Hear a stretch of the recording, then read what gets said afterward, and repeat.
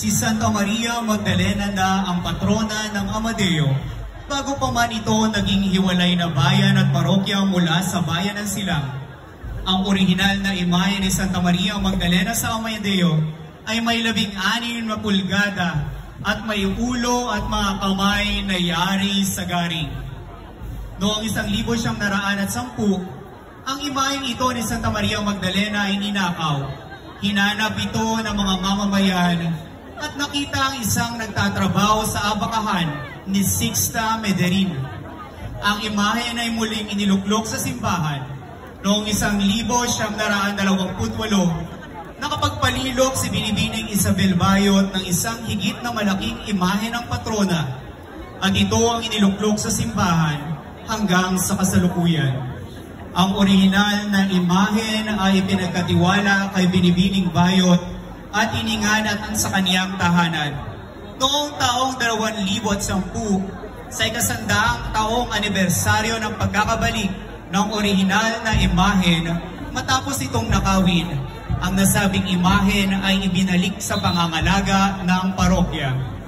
Ang bayan at parokya ng Amadeo ay nagdiriwang ng pista ng pasasalamat sa kaniyang karangalan tuwing huling linggo ng Abril, bukod pa sa kaniyang liturikal na kapistahan tuwing ika-22 ng Hulyo. Mga kaibigan, tayo pong lahat ay mapalad sapagkat kamiling po natin ngayon ang orihinal at matandang imahen ni Santa Maria Magdalena mula po sa bulubunduking bayan ng probinsya ng Cavite.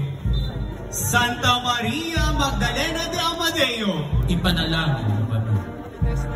Kasama po ng delegasyon ni Santa Maria Magdalena de Amadeo, ang kanilang Pura Paroko Reverendo Padre Alan Valero, ang kanilang Parochial Vicar Reverendo Padre Aldefonso Diente, at ang mga samahan, Parish Pastoral Council, Cluster of Religious Organizations, Cluster of Communities, Cluster of Ministries, kapatiran ng Santa Maria Magdalena de Amadeo, kasama ang mga deboto mula sa bayan ng Amadeo, Cavite.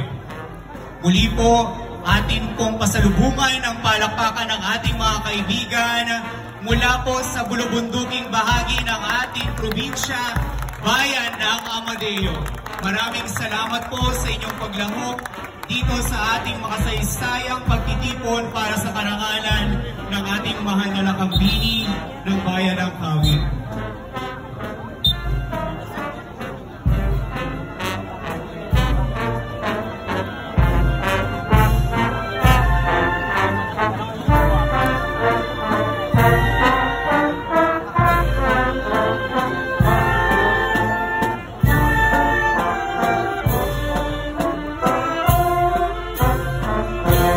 Ngayon ay nasasaksihan po natin ang napakaraming delegasyon mula pa po sa Amadeo, Cavite. Talaga po pinatunayan po nila ang kanilang pagmamahal sa ating mahal na patrona. At sinamahan po sa halos buong bayan ng Amadeo ang paglabas ng kanilang mahal na imahe ni Santa Maria Magdalena dito po sa bayan ng Cavite. Muli po tanggapin po ninyo ang aming taus-pusong pasasalamat.